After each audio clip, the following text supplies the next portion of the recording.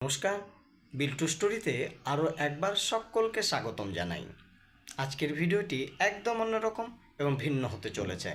আজ আমরা জানব প্লাস্টিকজাত সামগ্রী তৈরির প্রধান উপাদান পিপি সম্পর্কে, পিপি বা পলিপ্রপলিন সম্পর্কে।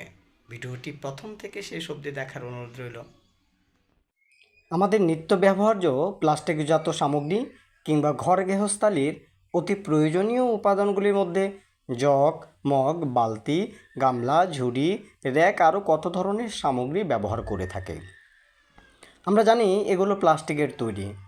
আসলে প্লাস্টিকের তৈরি হলেও এর প্রধান কাঁচামাল কিন্তু পিপি, রসায়নের ভাষায় যার নাম পলিপ্রপলিন। আজ আমরা সে সম্পর্কেই জানার চেষ্টা করব। পিপি বা পলিপ্রপিলিন কী? পলিপ্রপিলিন, যা পলিপ্রোপিন নামেও পরিচিত, একটি থার্মোপ্লাস্টিক পলিমার যা বিভিন্ন ধরনের প্রয়োগে ব্যবহৃত হয়। এটি মনোমার প্রোপিলিন থেকে চেইন গ্রোথ পলিমারাইজেশনের মাধ্যমে উৎপাদিত হয়। এই দানাগুলো দেখতে গোলাকার, ক্রিস্টাল জাতীয়, লবণ কিংবা চিনির মতন।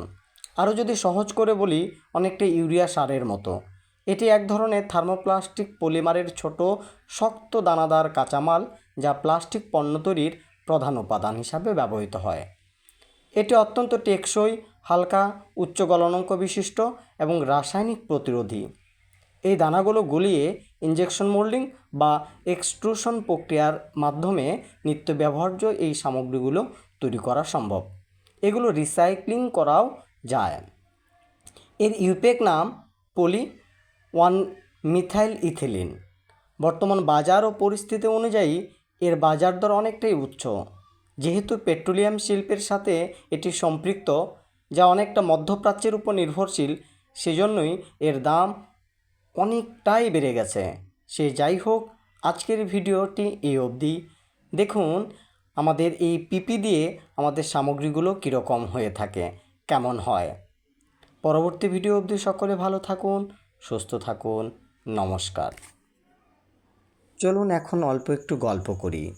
গল্পে গল্পে জেনে নিই আমি যেখানে কাজ করি, আমি যেখানে জব করি, সেখানে কী ধরনের প্রোডাক্ট তৈরি হয়। ছবিতে তো দেখতেই পাচ্ছেন প্লাস্টিকের বালতি। তারপরে এই যে আরও একটি ছবি ভেসে উঠল, সেটি হচ্ছে শপকেস। এর জুড়ি মেলা ভার। তারপরে আরও অনেক অনেক প্রসাধনী সামগ্রী রয়েছে, সে এই ভিডিওতে আমি আর আজ টানছি না। আর একটি ছবিতে ভেসে উঠল, সেটি হচ্ছে প্লাস্টিকের ট্রে। যাই হোক, অন্য আরও একটি ভিডিও নিয়ে আসছি অচিরেই। ততক্ষণে সকলে ভালো থাকুন, সুস্থ থাকুন। নমস্কার।